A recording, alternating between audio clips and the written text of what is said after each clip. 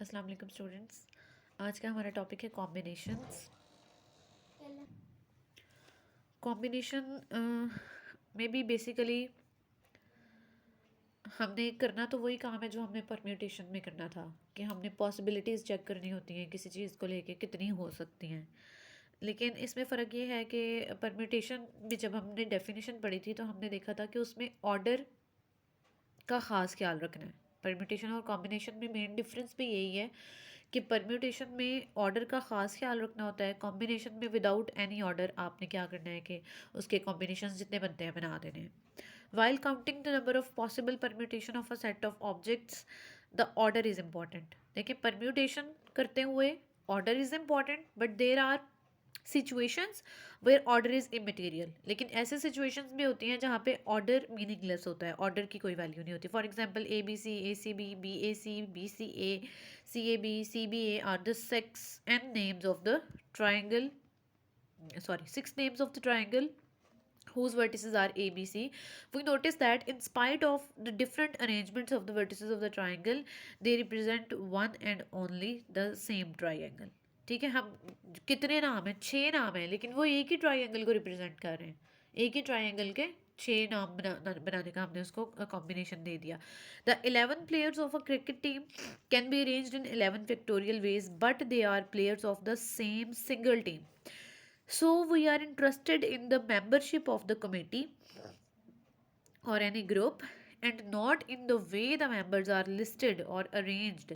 हम basically group में या कमेटी में इंटरेस्टेड हैं, उस तरीके में इंटरेस्टेड नहीं हैं जिस तरीके से उनको लिस्टेड किया गया या अरेंज किया गया। ठीक है, उस तरीके से नहीं, यानी कि वो ऑर्डर, वो तरतीब मैटर नहीं करती। किस तरतीब से कमेटी बनाई गई या किस तरतीब से ग्रुप बनाया गया या किस तरतीब से उनको अरेंज किया गया, ये मैटर नहीं करता। बस हमने ये देखना है कि ग्रुप बन गया, अरेंजमेंट हो गई, कमेटी बन गई, हमने ये देखना है। Therefore, a combination of n different objects taken r at a time is a set of r objects. उसमें भी यही था कि परम्यूटेशन में एन डिफरेंट ऑब्जेक्ट्स लेते थे, n total number of objects होते थे हमारे पास, और जो हमने एक वक्त में लेने होते थे हम उनको आर कहते थे। कहना हमने यहाँ पे भी यही है कि जो टोटल होंगे वो एन, जो हमने लेने होंगे एक वक्त में वो r. The number of combination of n different objects taken r at a time is denoted by n C r. वो एन पी आर था, ये एन सी आर है, फॉर्मूला दोनों का डिफरेंट है। इसको हम सी और राउंड ब्रैकेट के अंदर n कॉमा आर भी लिख सकते हैं और इस तरीके से भी लिख सकते हैं, n ऊपर r नीचे, और एक राउंड ब्रैकेट हमने लिखते नहीं है और दरमियान में कोई बटा, कोई लाइन, कुछ इस तरह का कॉमा कुछ नहीं लगाना हमने। ठीक है, इसको NCR ही पढ़ते हैं। इज गिवन बाय, इस तरीके से लिखें या इस तरह लिखें या इस तरह से लिखें, इसका फॉर्मूला क्या है? फॉर्मूला हमारे पास है NCR is equals to n factorial divided by n minus r factorial multiplied by r factorial. Difference क्या है परम्यूटेशन के फार्मूले में और कॉम्बिनेशन के फार्मूले में? परम्यूटेशन का फार्मूला क्या था? N P r. परम्यूटेशन का फार्मूला हमारे पास था n P r is equals to n factorial divided by n minus r factorial. ऊपर वाले में से नीचे वाला माइनस कर दिया। इसमें भी n factorial n minus r factorial वो चीज़ तो सेम है, जस्ट ये आर फैक्टोरियल यहाँ पे एक्स्ट्रा है कॉम्बिनेशन के फार्मूले में। तो अगर हम इस आर फैक्टोरियल को उठा के इधर शिफ्ट कर दें एन सी आर के साथ, तो इधर परम्यूटेशन का फार्मूला रह जाएगा। तो ये उन्होंने यहाँ पे करके दिखाया हुआ है, n C r cross r factorial is equals to n P r. यानी कि अगर हमें ये पूछा जाए कि इन दोनों में, परम्यूटेशन और कॉम्बिनेशन में आपस में रिलेशनशिप क्या है, तो वो ये रिलेशन है।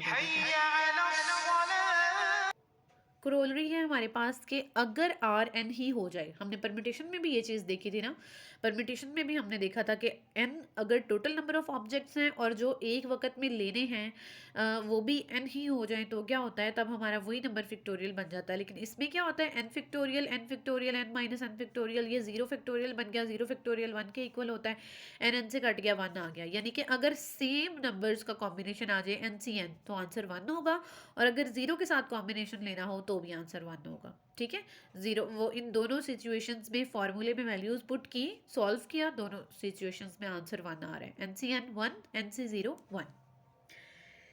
इसके बाद है कंप्लीमेंट्री कॉम्बिनेशन। कंप्लीमेंट्री कॉम्बिनेशन में ये एक रिजल्ट है जो काफ़ी इंपॉर्टेंट है, क्वेश्चंस में यूज़ भी होगा। रिजल्ट ये है कि एन सी आर इक्वल है n C n minus r के। ये दोनों आपस में इक्वल हैं।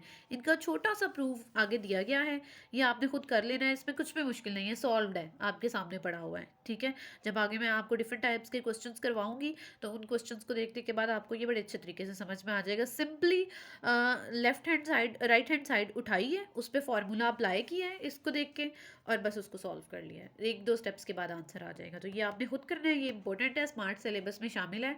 Complementary combination NCR is equal to NCN-R, इस रिजल्ट को याद भी रखना है, ये क्वेश्चंस में यूज होगा। इसके बाद एग्जाम्पल्स आपके इंक्लूडेड हैं स्मार्ट सिलेबस में, 1 2 3 तीनों एग्जाम्पल्स शामिल हैं। फर्स्ट और सेकंड एग्जाम्पल तो बहुत ही ईजी है, और करनी है आपने तीनों खुद है, क्योंकि क्वेश्चंस इनसे रिलेटेड जब मैं आपको करवाऊंगी तो ये तो आपके सामने सॉल्व हैं, सॉल्व पड़ी हुई हैं, आप इनको कर सकते हैं। जो लास्ट क्वेश्चन है एक्सरसाइज का, वो स्मार्ट सिलेबस में शामिल भी है, वो आपका एग्जाम्पल 3 जैसा है, तो इसलिए लास्ट क्वेश्चन जब मैं करवाऊंगी तो एग्जाम्पल 3 आपको बहुत अच्छे से समझ आ जाएगी। और एक और बात कि ये जो आपको साइन नज़र आ रहा है, ये एक वर्टिकल बार, एक वर्टिकल लाइन और एक हॉरिजॉन्टल लाइन, ये फिक्टोरियल होता है। आप फिक्टोरियल इस तरीके से लिखें या इस तरीके से लिखें, एक ही बात है। 4 फिक्टोरियल लिखें यूँ, या इस तरह से लाइन लगा के यूँ, एक ही मतलब है। तो ये सारे आपको जो साइन नज़र आ रहे हैं ये सब फिक्टोरियल्स हैं। ठीक है, अच्छा जी, अब हम आ जाते हैं एक्सरसाइज पे। एक्सरसाइज में फर्स्ट क्वेश्चन है हमारे पास, evaluate the following. First question के तीनों पार्ट्स स्मार्ट सिलेबस में शामिल हैं, सेकंड क्वेश्चन के तीनों पार्ट्स शामिल हैं, थर्ड का फर्स्ट पार्ट शामिल है, क्वेश्चन नंबर 4 पूरा का पूरा शामिल है, क्वेश्चन नंबर 9 का फर्स्ट पार्ट, और क्वेश्चन नंबर 10 ये आपके स्मार्ट सिलेबस में इंक्लूडेड है। तो फर्स्ट तो बहुत इजी है, वही फॉर्मूले में वैल्यूज पुट करनी है, सॉल्व कर लेना है। सो मैं आपको सेकंड करवा देती हूँ, थर्ड और फर्स्ट आपने खुद करना है। थर्ड में जहाँ पे n की जगह पे कुछ भी नहीं दिया हुआ तो वहाँ पे आपने n को n नहीं रखना है। ठीक है, एक्सरसाइज है हमारी 7.4।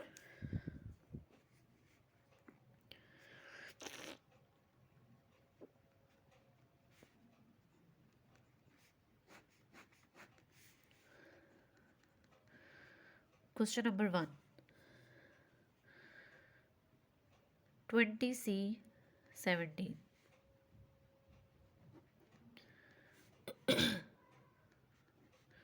फॉर्मूला जस्ट ओपन करें। फॉर्मूला क्या होता है, ये n है, ये r है, n factorial divided by n minus r factorial multiplied bye r factorial. तो क्या बन गया, 20 factorial, 20 minus 17 that is 3 factorial, 17 factorial. 20 को थोड़ा सा ओपन करें, 3 steps, 20 cross 19 cross 18 cross 17 factorial, यहाँ पे स्टॉप लगा दें, स्टॉप कर दें। वजह, क्योंकि हमें नज़र आ रहा है नीचे 17 फैक्टोरियल मौजूद है, दोनों आपस में कैंसिल हो जाएंगे।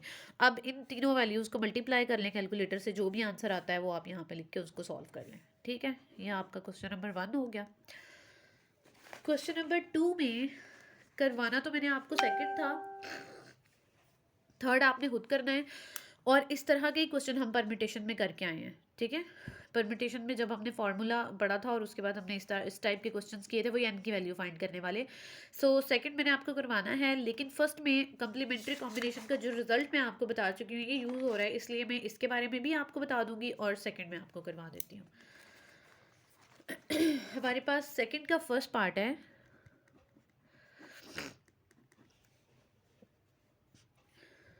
NC5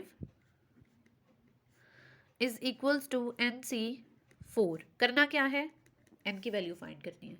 ठीक है, तो हमारे पास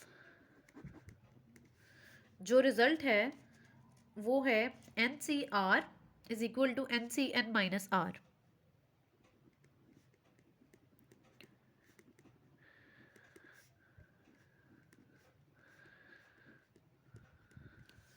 ये रिजल्ट हमें पता है, ये हमने यहाँ पे अप्लाई करना है। ठीक है, अच्छा जी, अब जब हम इस रिजल्ट को यहाँ पे अप्लाई करेंगे क्वेश्चन में, क्वेश्चन की हम ले लेते हैं right hand side, just right hand side पे हमने ये रिजल्ट लगाना है, इसलिए हम पहले ये रिजल्ट लिख लेते हैं, बाद में हम एज इट इज़ क्वेश्चन को उठाएंगे। हम लिखेंगे sense NC4 is equal to NCN-4। अभी सिर्फ इतने हिस्से पे ये रिजल्ट अप्लाई किया है बस। NC4 को मैं लिख सकती हूँ NCN-4, ठीक है। अब इसको हम इस्तेमाल करेंगे, स्टेटमेंट वाली इक्वेशन को हम 1 कह लेते हैं, इसे 2 कह लेते हैं, ठीक है, यूजिंग 2 in 1। तो 1 में NC4 की जगह पे हम NCN-4 लिख सकते हैं, left hand side as it is लेंगे।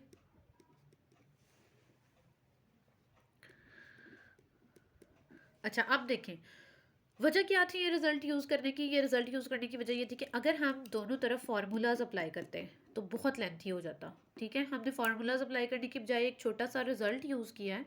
अब उस रिजल्ट से क्या होगा कि हमने कंपैरिजन करना है दोनों साइड्स से। तो कंपैरिजन तब होता है अगर ऊपर वाली चीज़ सेम हो तो नीचे वाली चीज़ को हम सेम ले सकते हैं। इस वजह से हमने ये लगाया ताकि ऊपर वाली जो n की वैल्यूज़ थी जो वो n वो सेम रहा है, इसलिए नीचे वालों को हम कंपेयर कर सकते हैं। तो जब नीचे वालों को हम कंपेयर करेंगे तो 5 जो है वो n-4 के इक्वल आ जाएगा। यहाँ से 4 इस तरफ आके ऐड होगा तो ये 9 बन जाएगा। ये वैल्यू है n की, ठीक है। इसके बाद इसका सेकंड क्वेश्चन देखें, क्वेश्चन नंबर 2 का सेकंड पार्ट।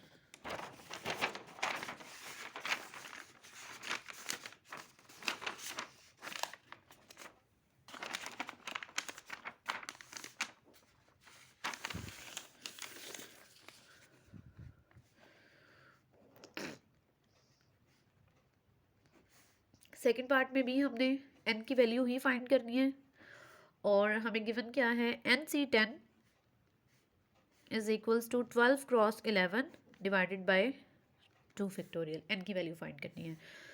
सो यहाँ पे हम ये करेंगे कि NC10 को ऐसे ही रखेंगे और दूसरी साइड पे हम 12 का फैक्टोरियल कंप्लीट अगर करना चाहें तो हमें यहाँ पे 10 का फैक्टोरियल रिक्वायर्ड है। 10 के फैक्टोरियल से मल्टीप्लाई और डिवाइड करना होगा।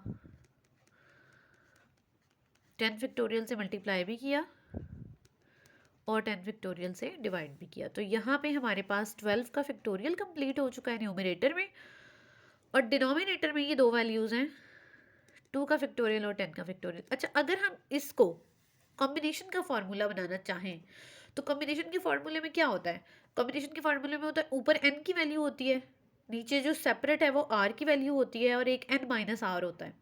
अगर हम 12 को n माने और 10 को r माने तो फॉर्मूला जब इस तरीके से अप्लाई होता है n factorial n minus r factorial and r factorial, तो अगर 12n है और 10r है तो यहाँ पे जब हम 12 माइनस 10 करेंगे तो 2 ही आएगा ना, बिल्कुल फार्मूला कंप्लीट है। तो इसलिए 12 हमारा n है और 2 को मैंने लिख लिया इस तरीके से, 12 माइनस 10 लिख सकते हैं, 2 को इस तरीके से लिख लिया और ये 10 फैक्टोरियल। तो ये बिल्कुल कॉम्बिनेशन का फॉर्मूला कंप्लीट है। n जो है वो 12 है, r जो है वो 10 है, तो 12C10 का फॉर्मूला इस तरफ बन गया और NC10 इस तरफ ऑलरेडी मौजूद था, हमने इसको एज इट इज़ लेके चलना है। अब जब हम कंपेयर करेंगे, नीचे वाली वैल्यूज़ कंपेयर हैं तो ऊपर वालों को ले सकते हैं, कंपेयर कर सकते हैं। तो n की वैल्यू हमारे पास 12 आ गई, ठीक है। अब क्वेश्चन नंबर 2 का थर्ड पार्ट आपने खुद करना है, ईजी है। इसके बाद क्वेश्चन नंबर 3, क्वेश्चन नंबर 3 में फर्स्ट पार्ट इंक्लूडेड है, करना उसमें भी यही है, n और r की वैल्यू फाइंड करनी है, ठीक है। तो हम लेते हैं इसको, फर्स्ट पार्ट इंक्लूड भी सिर्फ फर्स्ट पार्ट ही है।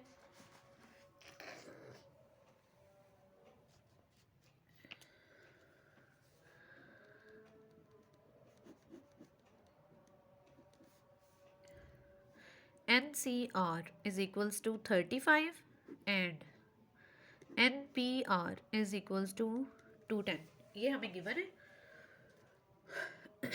क्या करेंगे, दोनों की फॉर्मूलाज ओपन कर लें separate separate. Left hand side पे इसका फार्मूला आ जाएगा n फैक्टोरियल, कॉम्बिनेशन का formula n minus r factorial and multiply by r factorial is equals to 35। जबकि दूसरी तरफ हमारे पास परम्यूटेशन है, परम्यूटेशन का फार्मूला आ जाएगा n factorial n minus r factorial is equals to 210। इसे कह दें इक्वेशन 1, इसे कह दें इक्वेशन 2। अच्छा जी, अब अगर हम इस आर फैक्टोरियल को यहाँ से उठा के इधर शिफ्ट कर दें तो इक्वेशन 1 और इक्वेशन 2 दोनों में लेफ्ट हैंड साइड सेम हो जाएगी, ठीक है।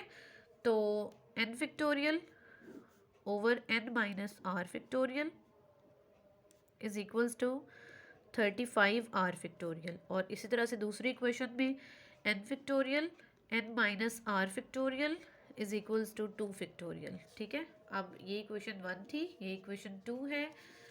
यहाँ पे नेम्स बेशक ना भी असाइन करें, कर भी लें तो कोई मसला नहीं है। ये मेन हमारे पास इक्वेशन 1 और 2 है। इक्वेशन 1 और 2 दोनों में लेफ्ट हैंड साइड इक्वल है तो राइट हैंड साइड को इक्वल लिया जा सकता है। कंपेयर कर लिया ना इक्वेशन 1 और 2 को, तो लेफ्ट हैंड साइड्स बिल्कुल सेम है तो हम राइट हैंड साइड को इक्वल ले सकते हैं, ठीक है।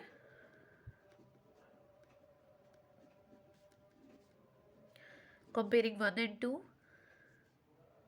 सॉरी आई एम सॉरी, यहाँ पे 210 था, मैं 2 फैक्टोरियल लिख रही हूँ, ये 210 है, ओके। अच्छा जी, हमारे पास आ गया 35 r factorial is equals to 210। अब आर फैक्टोरियल इधर ही रहेगा, 210 35 उसके साथ जाके डिवाइड होगा, तो 35 को जब आप 210 पे डिवाइड करेंगे आंसर मिलेगा 6। तो 6 को हम किसका फैक्टोरियल लिख सकते हैं? 3 का, बिल्कुल, क्योंकि 3 का फैक्टोरियल को ओपन करें तो 6 ही आता है। तो अब हमारे पास बेसिकली क्या बन गया? हमारे पास बन गया r factorial is equals to 3 factorial. Factorial factorial से कैंसिल हुआ तो आर हमारे पास आ गया 3। आर की वैल्यू आ चुकी है, अब एन की वैल्यू रह गई, क्योंकि क्वेश्चन नंबर 3 में हमें एन भी चाहिए था और आर भी चाहिए था। अब आर की वैल्यू के लिए हम क्या करेंगे, सॉरी एन की वैल्यू के लिए हम क्या करेंगे, हम इक्वेशन 2 में वैल्यूज पुट कर देंगे, ठीक है। इक्वेशन 2 में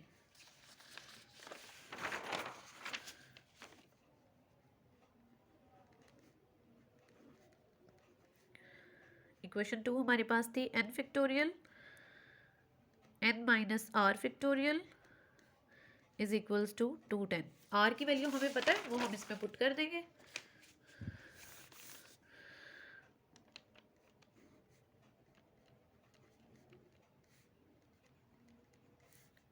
अच्छा, अब इस n को 3 स्टेप्स तक ओपन करें, n फैक्टोरियल को, n n minus 1 n minus 2 n minus 3 factorial पे जाकर स्टॉप लगा दें, क्योंकि नीचे भी 3 n माइनस 3 फैक्टोरियल है ना, वो कैंसिल हो जाएगा।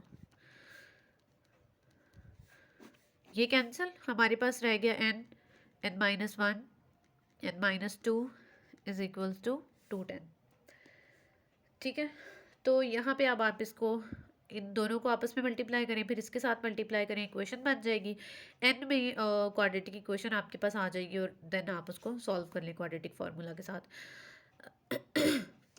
या फिर आप इसको ये भी कर सकते हैं कि n n minus 1 n minus 2, 210 को आप लिख सकते हैं 7 मल्टीप्लाई बाय 6 मल्टीप्लाई बाय 5, तो कंपैरिजन के बाद आपके पास n7 आ जाएगा। इस तरीके से भी कर सकते हैं आप इसको। अगर आपको नहीं इस तरीके से पता 210 को क्या लिखना है, एकदम से नहीं भी माइंड में रहता, स्किप हो जाता है, तो आप सिंपली इनको आपस में मल्टीप्लाई करें, एक इक्वेशन आ जाएगी, वहाँ से आप इजीली n की वैल्यू फाइंड कर सकते हैं। ये आप खुद करके देख लीजिएगा, ठीक है।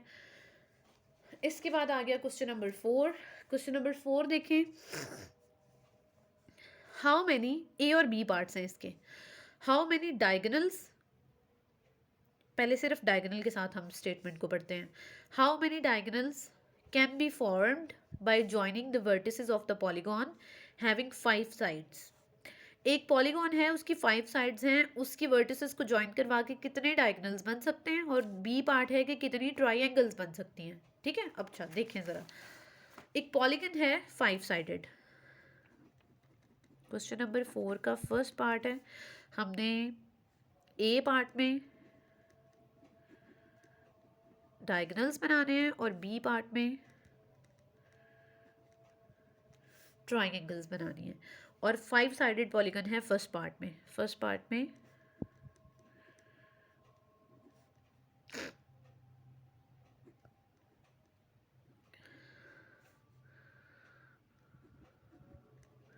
यानी इस टाइप का होगा,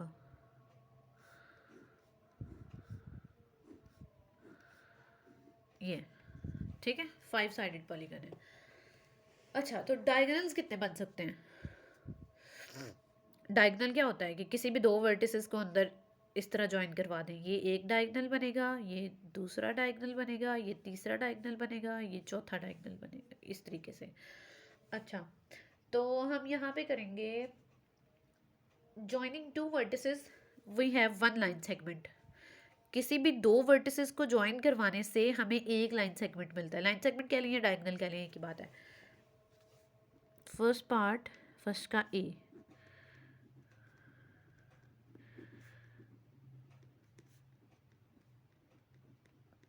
joining two vertices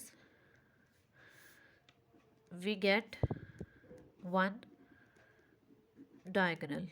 अच्छा, इसका मतलब ये हुआ कि टोटल कितने वर्टिसेस हैं? 5, 1, 2, 3, 4, 5। टोटल 5 वर्टिसेस हैं और अंदर से जब कोई सी भी दो लेते हैं तो हमें एक डायगनल मिल जाता है, हमारी रिक्वायरमेंट पूरी हो जाती है। यानी कि डायगनल्स लेने हैं ना, तो कितनी पॉसिबिलिटीज़ हैं, कितने डायगनल्स बन सकते हैं, ये हमने देखना है। तो इसका मतलब हुआ total number of vertices 5 and number of diagonals जो बनेंगे वो हमने फिर देखने हैं कितने बनेंगे।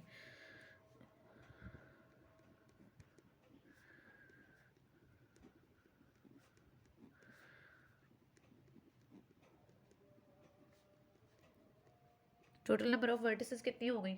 5 हो गई। और नंबर ऑफ डायगनल्स फिर कितने हमारे पास आ जाएंगे? उसमें हम सबसे पहले ले लेंगे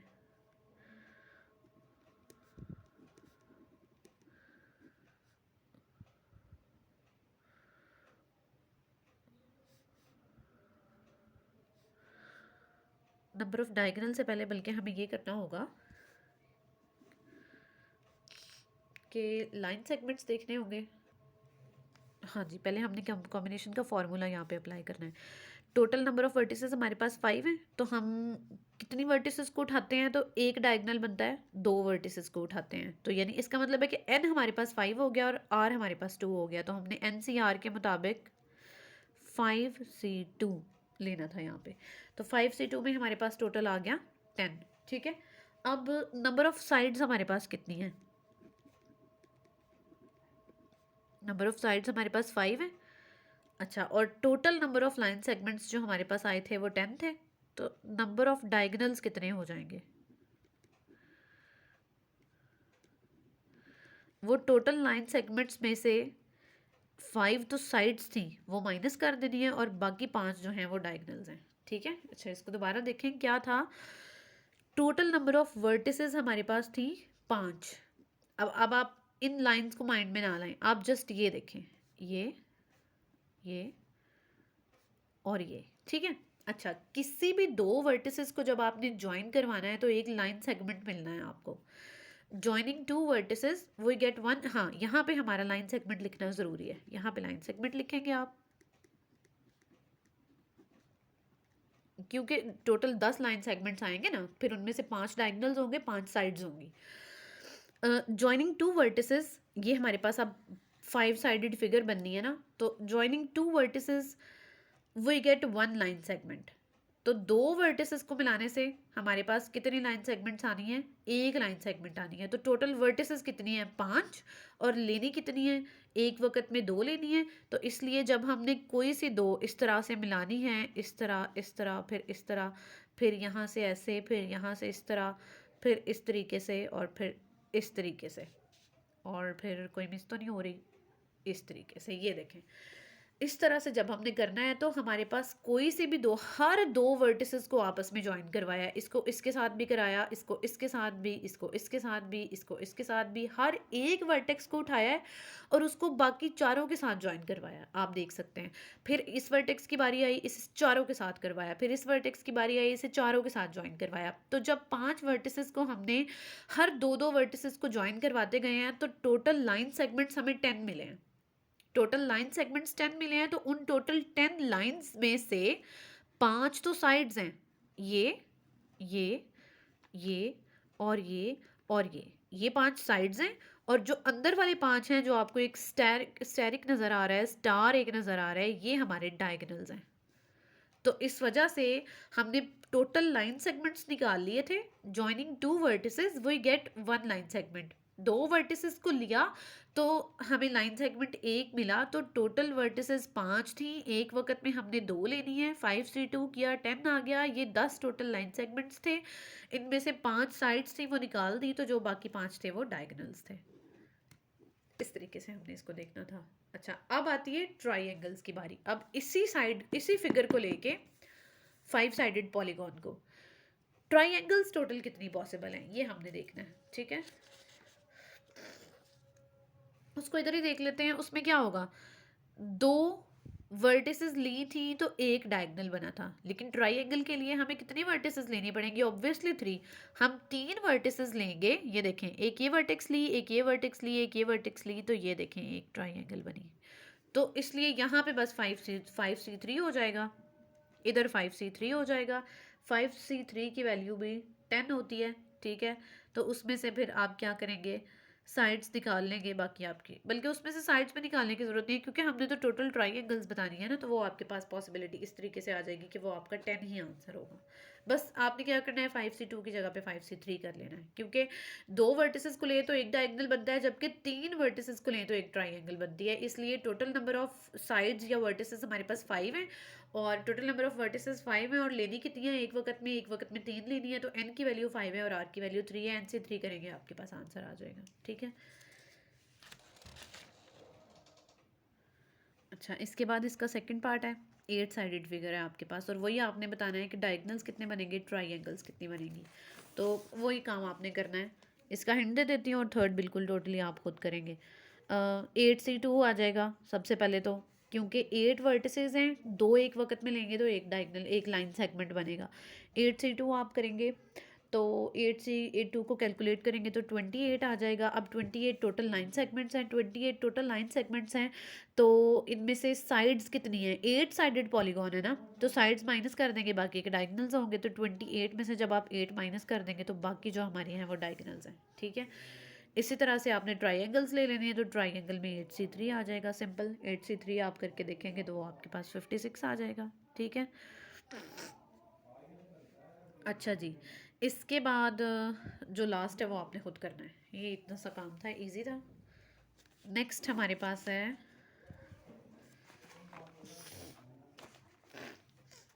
क्वेश्चन नंबर 9 का फर्स्ट पार्ट। अच्छा, इस पे भी गौर करें ज़रा। There are 8 men and 10 women members of a club. एक क्लब के मेंबर्स हैं टोटल 18, देखें 18 टोटल मेंबर्स हैं, 8 उनमें से मेन हैं और 10 उनमें से वुमेन हैं। एक क्लब में ये मेंबर्स हैं, हाउ मैनी कमिटीज़ ऑफ, यहाँ पे 7 मेंबर्स आना है, ये आपके स्टेटमेंट में जो है वो मिस्टेक है, इसको आप सब लोग ठीक कर लें। 7 मेंबर्स की कमेटी बनानी है उनमें से उन्होंने, ठीक है। तो यहाँ पे 7 members, MEMBERS, how many committees of 7 members can be formed with 4 women. अगले 2 पार्ट्स नहीं है, वैसे वो होते तो वो भी ट्रिकी से हैं, उनको भी देख लेते, लेकिन सिर्फ एक ही पार्ट शामिल है। 4 औरतें होनी चाहिए और 7 लोगों की कमेटी बनानी है टोटल, और यहाँ पे कितने आदमी और कितनी औरतें हैं ये भी हमें गिवन है। कॉम्बिनेशन का क्वेश्चन है, इस तरह के क्वेश्चन हमेशा कॉम्बिनेशन के होते हैं, जिनमें कोई तरतीब नहीं देखनी, बस उन्होंने बता दी 4 औरतें ले लें, कोई सी 4 औरतें ले लें, और 7 मेंबर टोटल होने चाहिए कमेटी के जो बनानी है। कैसे बनेगी कमेटी, ठीक है, उसको देखते हैं। क्वेश्चन नंबर 9 फर्स्ट पार्ट इसका इंक्लूडेड है। अच्छा जी, ये हमारे पास है number of man,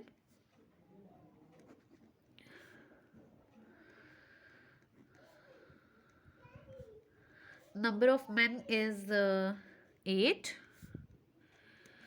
number of women is 10, ठीक है। तो कमेटी ऑफ 7 मेंबर्स फिर किस तरह से लेंगे, ठीक है।